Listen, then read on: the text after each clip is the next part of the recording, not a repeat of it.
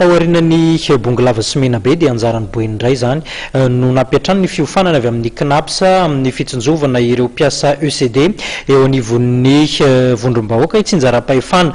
Fiaraha-miasan'ny CNaPS amin'ny ministeran'ny Atitany sy ny fitsinjaram-pahefana no nahafahana nanatanteraka izao hetsika izao ho arahantsika tsara zany.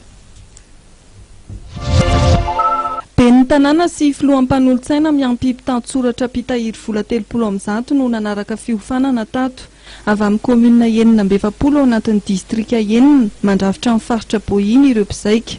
Nampahafantarina azy ireo ny tsara fantatra momba ny CNaPS, ny zo sy ny lalàna ara-tsosialy, ny tombotsoa omeny ireo olona mpikambana ao aminy toy ny fanampiana amin'ny fianakaviana dia ny volan'ny bevoka sy ny volan-jaza, ny solo-taketra ho an'ireo marary na trahadoza amperinasy ary momba fisotrondronono rahatrizay feno 80 taona.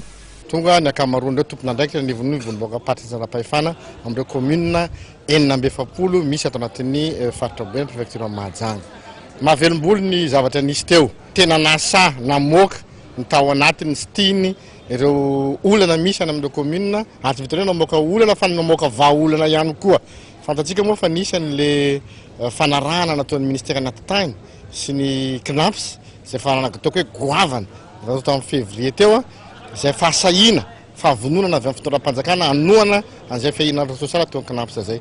Dia mbola nampiana zany amin'izao fahavononana avy aty amin'ny komuna zao fanaterana zany ka hoy zao dia mahavelom-bolo tokoa zany ny mba tena ampiova sy ampisy fiantraikany any amin'ny fantarina fiainana sosialy ho an'ireo mpiasa anivon'ny komuna, anivon'ny faritra raha ny fivoinana atao teto.